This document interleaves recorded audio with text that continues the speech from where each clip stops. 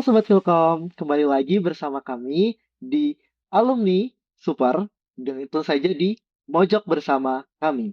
Nah, kali ini kembali lagi bersama saya Agesia Cahaya Pransa sebagai host di podcast pada kesempatan kali ini.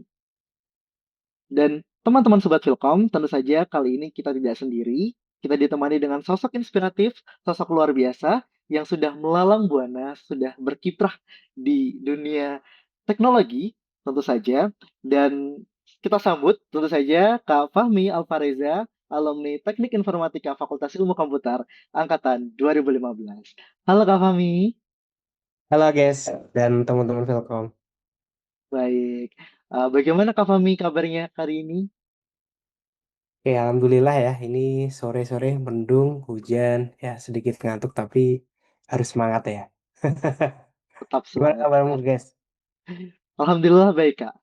Oke, mungkin belum afdol rasanya kalau misal Kak Fahmi belum berkenalan ya. Mungkin kami persilakan untuk Kak Fahmi berkenalan diri, mengenai latar belakang diri, dan juga mungkin aktivitas-aktivitas terkini yang sedang dijalani. Dipersilakan Kak Fahmi. Oke, mungkin perkenalkan dulu. Saya Fahmi Alfareza, alumni Vilkom ya, 2015. Jadi mungkin sekarang udah berapa tahun ya? 10 tahun yang lalu ya saya masuk ke Brawijaya. Jadi lulus tahun 2019, jadi baru 6 tahun kemarin. eh Keminatannya dulu di jaringan, tapi sekarang kerjanya lebih ke backend sih sebenarnya. Backend, full stack, dan lain-lain. Ya, teknologi seperti lah. Sama DevOps juga. Kadang megang DevOps, kadang megang mobile. Untuk sekarang saya kerja di Bukipi, startup di Aussie ya. Tapi alhamdulillahnya remote. Jadi remote dari sini. eh, tapi kerjanya jam 5 ya. 5 subuh sampai jam 2. Kalau sebelum-sebelumnya emang kerjanya di Indonesia terus sih. Gitu. Oke, baik. Luar biasa ya tentunya. Karena sudah berkiprah tak hanya di Indonesia, tetapi hingga ke mancanegara. Nah, baik Sobat Luka, mungkin nggak afdol juga kalau misal kita nggak mengkulik lebih dalam mengenai kita mulai dari perkuliahan dulu mungkin ya. Kita mungkin tanya-tanya Kak Fahmi ini tentang bagaimana atau mungkin momen paling berkesan selama Kak Fahmi berkuliah di Fakultas Ilmu Komputer Juntas Brawijaya. Oke, paling berkesan sebenarnya pas skripsi ya sebenarnya dulu. Jadi saya dibimbing oleh dua, mungkin orang-orang teman-teman pada tahu ya, namanya Pak Abbas, pembimbing satu saya. Yang kedua beliau adalah Pak Kasful ya, Pak Kasful Amro. Jadi emang benar-benar digembleng ya saat itu. Ya dulu sempat gak lulus sidang dulu. Jadi 2019 semester 2. Ya, semester genap ya 2019 harusnya bisa lulus 4 tahun tapi emang ada beberapa yang saya terlalu buru-buru, kurang apa ya, kurang ada validasi ke pembimbing dan lain-lain, jadinya ya saya nggak lolos saat itu, tapi ya that's okay, udah terlanjur. Tapi alhamdulillah di akhir tahun 2019 bisa ngejar ya ketertinggalan itu. Sama ya saat itu ya sedikit sedikit apa ya, rendah hati juga, apa ya, serasa down gitu karena masa itu emang saja 2018 itu Mapres sebenarnya ya, Mapres di Vilkom juga. Jadi kayak oh teman-temanku udah lulus, aku belum lulus sendiri gitu ya. Sebenarnya banyak sih kalau di jaringan belum lulus gitu sih. Ya just let it flow aja sih. Yang penting eh sebenarnya sembari kuliah aku juga ngerjain project dulu, mau proyek-proyek IT gitu ya. Jadi dulu tuh bidik misi, aku penerima bidik misi by the way. Jadi ya mau nggak mau harus nyari-nyari project kan, entah dari teman fakultas lain atau dari univ sebelah sih, ya gitu sih, I guess. Baik, sangat berkesan ya tentunya saya dari Sobat Fulcom di sini kita sudah tahu kalau misal Kak Fahmi ini memang ya terbilang cukup aktif ya. Ada project-project tentu saja. Nah, ngomong-ngomong tentang project nih, em, selain project atau mungkin waktu itu project itu sendiri, Kak Fahmi pernahkah mengalami tantangan yang besar hingga mau berbekas khususnya di ingatan Kak Fahmi ya? Dan bagaimana Kak Fahmi dalam melalui tantangan-tantangan tersebut? Oke, jadi dulu ada project namanya Lepas Suntuk ya. Lepas Suntuk itu web. buat kita bangun web sama aplikasi buat travel ya di Malangnya, buat ke Bromo, buat liburan gitu-gitu. Nah, itu kita punya tantangan yaitu requirement dari si user. Ya, requirement dari project-nya itu berubah-ubah. Nah, saya juga baru skripsi dan teman saya juga yang satu juga baru skripsi. Nah, itu tantangannya sangat-sangat sempet ribut juga ya sama klien dan lain-lain. Tapi ya, let it flow aja, lagi-lagi let it flow. Dan di situ saya belajar banyak. Jadi awalnya kita ngerjain cuma langsung ngoding aja dan lain-lain. Nah, kita langsung berubah nih setelah itu. Jadi kita coba prototyping dulu. Jadi kalau sekarang ada UI UX ya. Jadi kalau di pekerjaan itu sekarang ada produknya, ada UI UX-nya. Nah, nanti ada yang eksekusi. Yang eksekusi adalah engineer-nya. Nah, dari situ saya belajar kayak gitu sih. Jadi coba kita runtutin satu-satu nih. Oh, samanya si user atau katakanlah si klien pengen buat fitur A. Nah, kita coba coba buatin dulu nih. UI-nya seperti ini, baru kita dieksekusi. Sama kita juga kasih tahu, oh kalau UI-nya seperti ini, nanti UX-nya gimana, flow-nya, katakanlah habis login, nanti ngapain, dan lain-lain seperti itu. Nah, nanti dari situ kita pecah-pecah nih jadi fitur-fitur kecil. Nah, nanti kita coba develop berdasarkan fitur-fitur itu. Nah, ini yang banyak sekali sekarang dipakai ya, entah di perusahaan kecil atau perusahaan gede gitu ya. Tapi saya ngerasa kayak gitu intensif itu di Tokped dulu. Dulu saya sempat jadi engineer di Tokped juga. eh di situ bener-bener kayak udah rapi banget. Jadi kita dari tim produk itu udah ada UI UX-nya. Nah, nanti jadi engineer sama produk itu tinggal kolaborasi aja buat validasi ke kliennya dan buat testing dan lain-lain. Kalau kita lihat jurusan di UB itu kan ada semua ya, SI, anak-anak SI itu banyak yang jadi UI UX atau jadi QA ya. Anak backendnya atau full stacknya atau front end atau mobile dari informatika. Ya, beberapa dari teknik komputer sih ada yang di backend itu ya. Sama informatika beberapa ada yang di jaringan, di DevOps dan lain-lain. Ya, sebenarnya kita saling melengkapi sih sebenarnya. Gitu sih dari situ sih intinya. Dari awal itu mencoba belajar buat kalau kita ngerjain sesuatu, coba kita ngerjainnya runtut gitu sih. Nah itu sama-sama kayak skripsi tadi tuh. Kenapa saya bisa ngulang sidang ya? Karena nggak runtut tuh. Jadi karena aku buru-buru nih. Aduh kerjaan yang penting langsung akhirnya aja nih kesimpulannya. Terus testing-testingnya. Tapi dari bagian awal-awalnya kenapa aku harus buat jurnal itu, kenapa aku buat skripsi itu kurang kuat gitu. Jadi we have to solve the problem with why dulu, terus baru kita bicara yang lain, who, how, what dan lain-lain gitu sih. Oke, sekarang berarti mungkin lebih terstruktur ya untuk seperti itu karena sudah mengalami tantangan-tantangan dan sudah mungkin sepak terjangnya juga sudah luas seperti itu. Nah, Sobat Vilkom, tadi sempat keinget nggak kalau Kak Fahmi sempat mention di luar negeri seperti itu.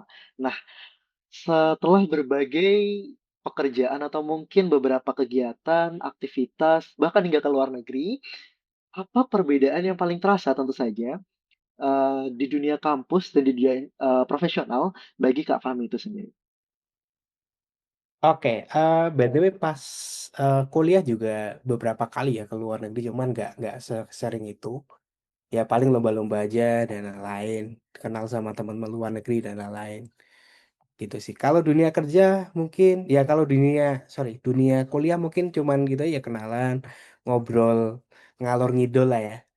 Ya belum terlalu ngerti lah nanti mau kerja seperti apa, mau buat usaha kah atau mau S2 kah atau S3 dan lain-lain. Obrolannya mas pasti tentang kayak gitu aja sih. Atau cuman ngobrol tentang tempat tinggalku gimana atau di sana itu mereka tuh ngapain usual daily mereka gitu ya. Tapi kalau sekarang di dunia kerja itu eh, mungkin aku sedikit membandingkan sedikit ya. Bukan membandingkan sih perbedaannya. Kalau orang-orang luar itu mostly maksudnya gini. Orang Indonesia itu ketika kita dibelikan jobs gitu ya. Kamu kerjain A gitu ya, nggak nanya. Tiba-tiba pas ketika apa namanya udah dikerjain ternyata beda persepsi. Itu sering terjadi sih ketika kita. Nah ini terjadi ketika aku jadi Indonesia ya, maksudnya masih kerja di perusahaan-perusahaan Indonesia. Jadi sometimes mereka cuma diam aja. Jadi beberapa aku udah beberapa kali jadi senior ataupun tech lead gitu ya. Nah, jadi teman-teman ini diem-diem aja, udah sampai mana nih kerjaannya dan lain-lain gitu ya. Sebenarnya teman-teman di Indonesia tuh jago, by the way. Ya, lu nggak kalah jago kok sama orang-orang India, orang-orang Cina itu enggak. Dan kalau aku lihat dari codingan dan lain-lain, orang Indonesia tuh lebih rapi. Beneran itu, itu lebih rapi. Tapi kita itu skalanya di komunikasi. Kadang kita nggak mau nanya, kita cuman ya ya aja. Sometimes orang luar itu senang dikasih feedback. Contoh gini nih, I want to build product like this. We want login with Google and this Google gitu. Nah, kadang kita orang luar tuh pengen kita ngasih bill, kenapa nggak Apple sekalian kita bikinin. Nah, contoh-contohnya hal kayak gitu loh. Jadi mereka lebih suka diskusi sih. Jadi kita nggak terpaku soal mereka nggak terpaku soal oh requirement-nya seperti ini. Ya kita eksekusi, tapi kita sometimes kita kritis di situ. Loh kalau kayak gini kenapa nggak pakai cara ini? Kenapa nggak bisnis prosesnya seperti ini? Jadi itu bikin ini sih apa soft skill-nya kita eh, tambah ini ya, tambah baik gitu lah. Nah, itu mungkin temen aku rekomendasikan sekarang, mungkin nanti kalau udah pengalaman 3 tahun lah minimal di Indonesia udah jadi engineer dan lain-lain, atau jadi UI UX atau jadi apa itu, cobalah apply ke perusahaan-perusahaan luar negeri gitu ya, gitu sih.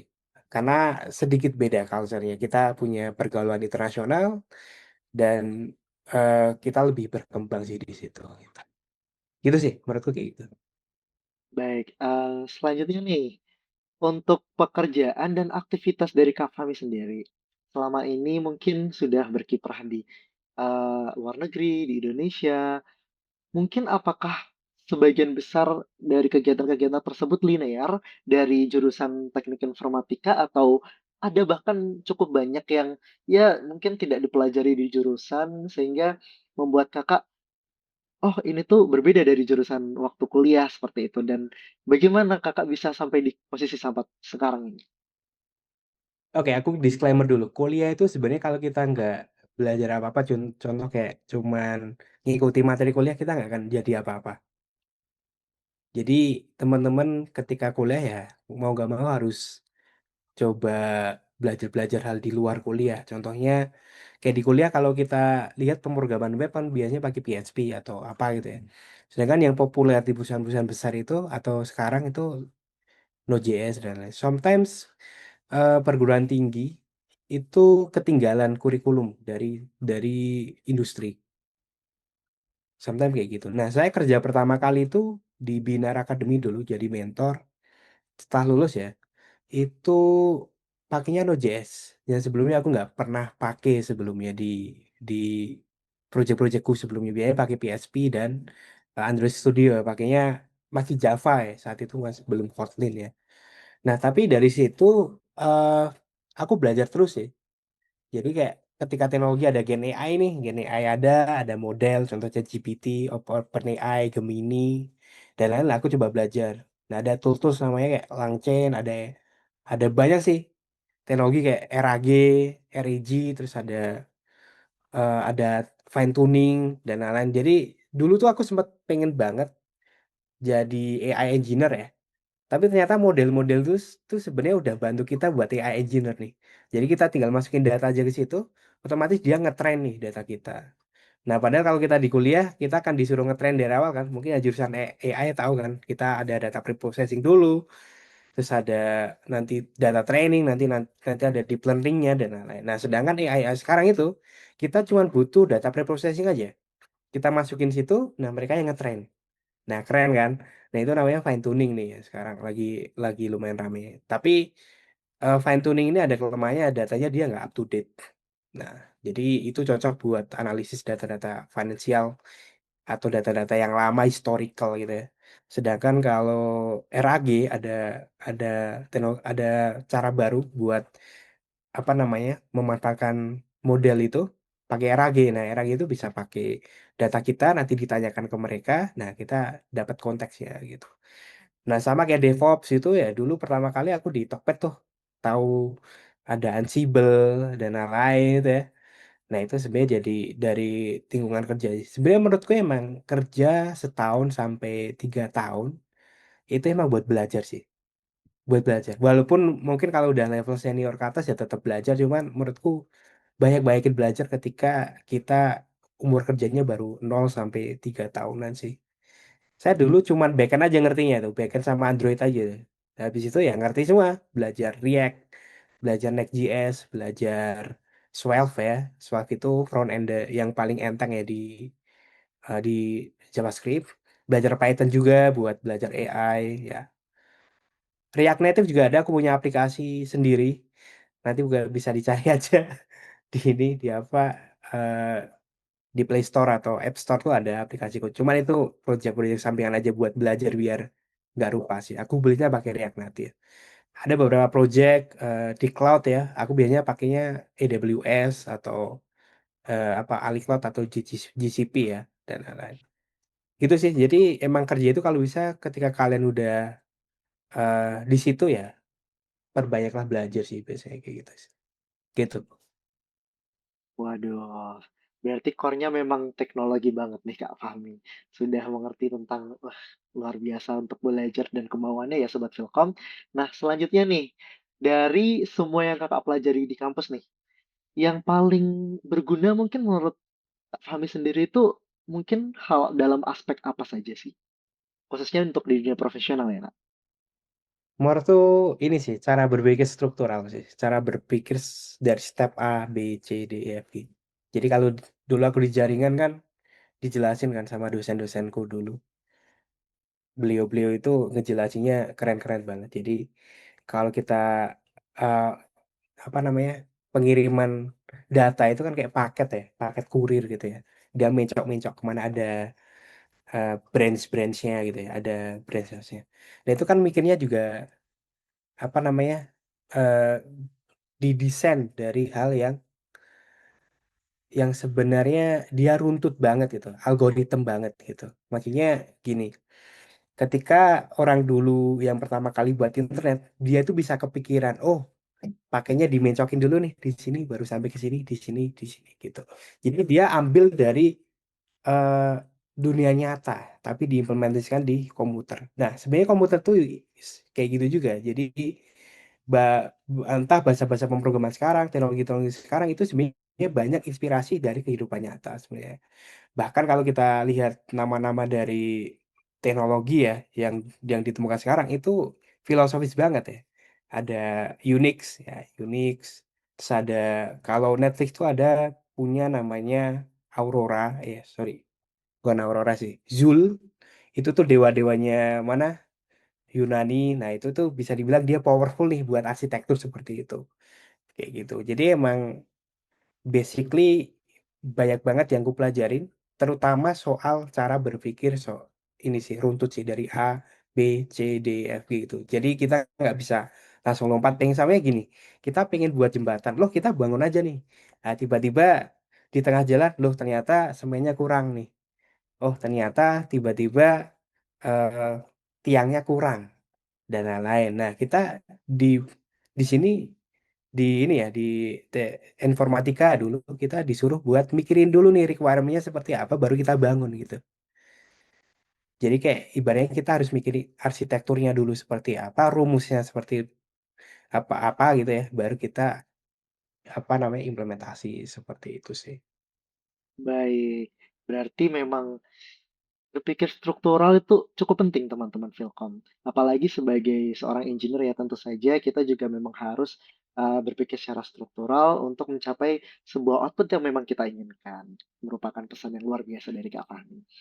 Nah, teman-teman tahu nggak nih, di sini ternyata Kak Fahmi itu menjadi salah satu mahasiswa yang waktu menjadi mahasiswa nih memiliki SKM yang luar biasa banyak karena saking aktif dan juga mendapatkan banyak sekali penghargaan dan mungkin karena itu mungkin bisa di-share nih Kak Fahmi bagaimana tips dan rahasia-rahasianya nih biar sobat Pilkom yang nonton di sini semuanya bisa mungkin ikut terbawa dan terpacu juga tentu saja dengan tips-tipsnya. Oke, SKM ya, SKM itu gak tahu skornya berapa itu, kayak 30 ribuan kalau nggak salah. Itu, ya itu ini sih lumayan, eh, itu menurutku salah satu pengalaman berharga aku. Telkom memfasilitasi itu juga, jadi bisa dapat skor segitu ya. Jadi dulu lumayan aktif banget ya, walaupun di kampus juga tetap ikut semester apa sih, pendek dan lain-lain gitu ya. Tapi di luar itu ya tetap buat ngasah soft skill tuh penting juga sih. Nah, beberapa setidaknya ya ikut komunitas coding lah ya. Kalau di apa Filkom tuh ada ini, ada Poros dan lain-lain gitu ya. Ada robotik dan lain-lain. Nah, minimal ikut-ikut organisasi kayak gitu sih. Biar kita bisa nambah wawasan soal soft skill gitu sih. Buat komunikasi terutama orang-orang luar gitu. Nah, dari situ menurutku sih eh, soft skill itu penting ya jadi ya. Apalagi kalau kita ketemu sama orang-orang India. India itu sebenarnya aku punya beberapa teman orang India. Mereka pintar ngomong. Mereka pintar mengutarakan sesuatu. Jadi makanya orang-orang Barat itu seneng sama mereka. Seneng karena mereka apa-apa ngomong, apa-apa kalau jelasin enak. Tapi kelemahannya satu mereka, mereka keras kepala sometimes kayak gitu. Tapi nggak apa-apa. Itu udah dapat dari soft skillnya. Jadi orang India tuh bisa aku bilang soft skillnya emang bagus banget. Soft skill ya buat komunikasi dan lain-lain. Dan ini di apa dibarengi dengan skill matematikanya yang bagus, skill engineering yang bagus. Makanya kalau kita cek ya, most of perusahaan gede di dunia teknologi ya, banyak orang India di situ. Dan orang-orang Cina juga sama. Orang Cina itu lebih ke kerja keras ya. Orang-orang Cina, orang-orang Korea, orang-orang Jepang gitu. Tapi kalau orang Cina itu spesialnya dia emang kerja keras sih.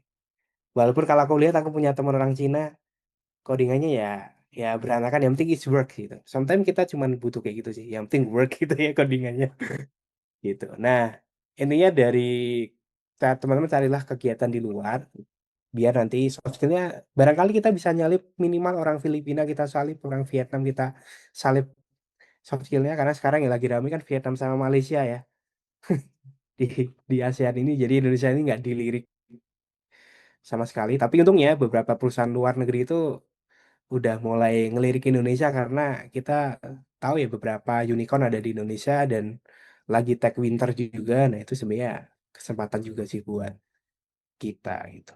Gitu sih. Luar biasa ya. Nah, di sini tadi sudah dijelaskan mengenai aktivitas-aktivitas juga ya. Tentu saja waktu masa perkuliahan dan mungkin join-join UKM juga. Nah, terlepas dari itu semua pasti kita waktu berkuliah pasti sedang mencari passion nih. Nah, Kak Fahmi itu selaku mahasiswa dulu, bagaimana menemukan passionnya Kak Fahmi di tengah mungkin padatnya kegiatan, lomba-lomba dan lain-lain, gimana sih Kak Fahmi bisa menemukan passionnya? Gimana ya? Aku sebenarnya nggak inget sih namanya biasanya. Sebenarnya aku dulu ngacak sih buat belajar. Contoh nih, belajar front end. Kok tiba-tiba nggak cocok ya? Ya udah belajar back end. Oh ternyata cocok cocok di back end. Nah, dapat kerjaan di back end nih. Tapi lama-lama kok kayaknya ke depannya back end nggak ini ya. Kayaknya banyak yang nyari full stack ke depannya. Aku belajar yang lain dan lain-lain. Sebenarnya passion itu menurutku dinamis ya. Menurutku ya. Jadi kadang-kadang tiba-tiba berubah. Contoh kayak aku ya nemuin apa metode-metode kayak model gitu. Model AI bisa dipakai. Oh tiba-tiba senang AI gitu. Yang tadinya pengen ke Web3. Web3 juga menarik, sempat belajar juga. Tapi karena AI ini lebih menarik ya aku ke AI gitu. Sebenarnya passion itu nemuinya menurutku dinamis sih. Jadi kita kayak mungkin 2020 aku nemuin oh backend passionku. Oh ternyata 2023 oh jadi full stack passionku gitu sih. Kalau aku ya dinamis, cuman beberapa orang kayak ada spesialisasi, contoh ada yang emang dari awal mobile terus gitu ya. Emang senangnya di situ ya juga ada.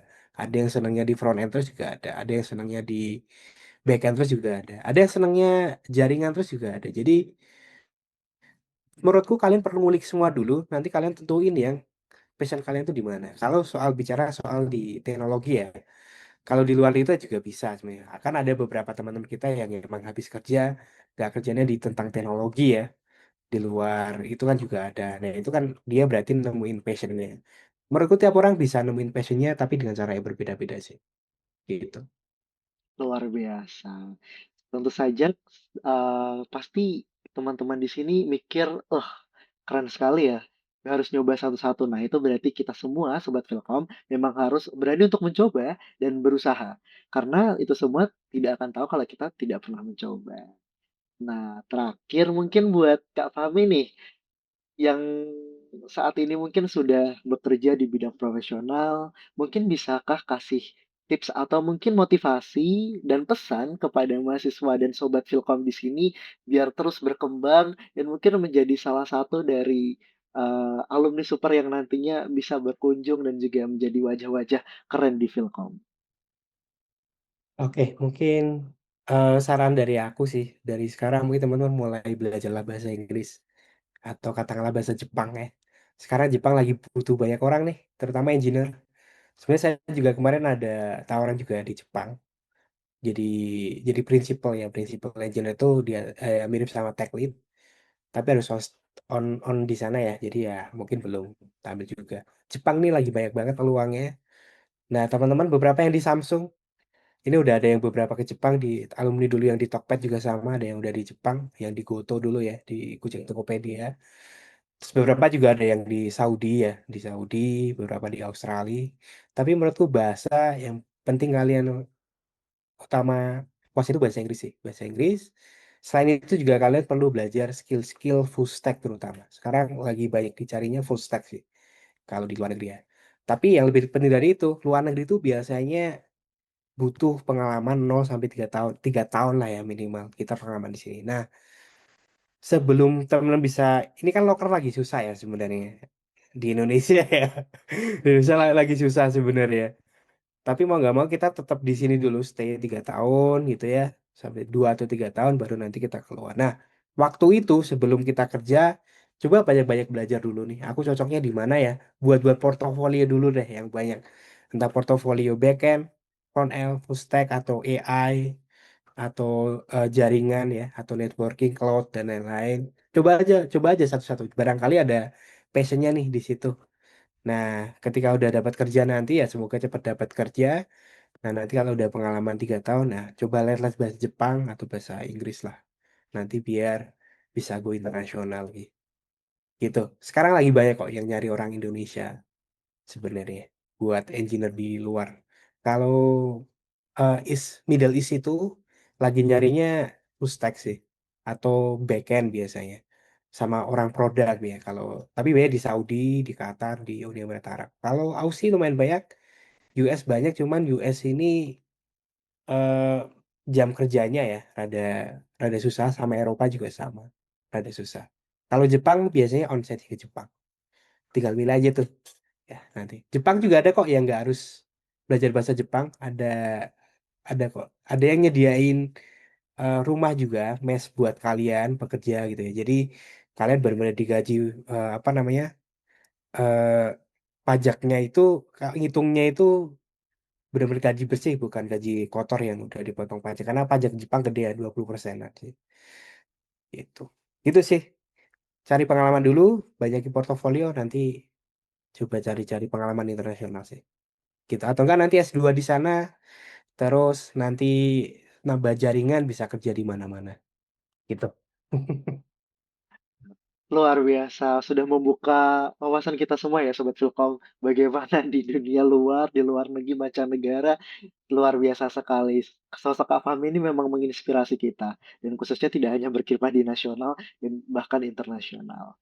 Baik, mungkin sekian dulu. Terima kasih Kak Fahmi atas cerita-cerita hangat dan semangatnya, ilmunya yang bermanfaat ini, dan juga sharing-sharingnya mungkin bisa membantu sobat-sobat Filkom untuk bisa berkembang lebih besar dan juga berdampak tentunya untuk masyarakat sekitar. Baik, kita semua tahu Sobat Filkom bahwa perjalanan itu membutuhkan sebuah tantangan, karena tantangan tersebut akan menjadi batu loncatan kita dan juga pengalaman yang membuat jadi guru yang terdepan. Di sini kita semua tahu bahwa berani mencoba itu adalah salah satu tujuan utama dan juga kita harus berani untuk mengambil resiko. Baik, mungkin sekian dari sesi podcast kali ini. Terima kasih, semoga kisah Kak Fahmi bisa menginspirasi dan juga bisa untuk terus berkembang, terus sukses, sehat terus Kak Fahmi. Sampai jumpa, Sobat Filkom, di podcast-podcast berikutnya. Di sini saya Ages Sia Cahyo Pransyah, pamit undur diri. Sampai jumpa di Mojok Filkom berikutnya.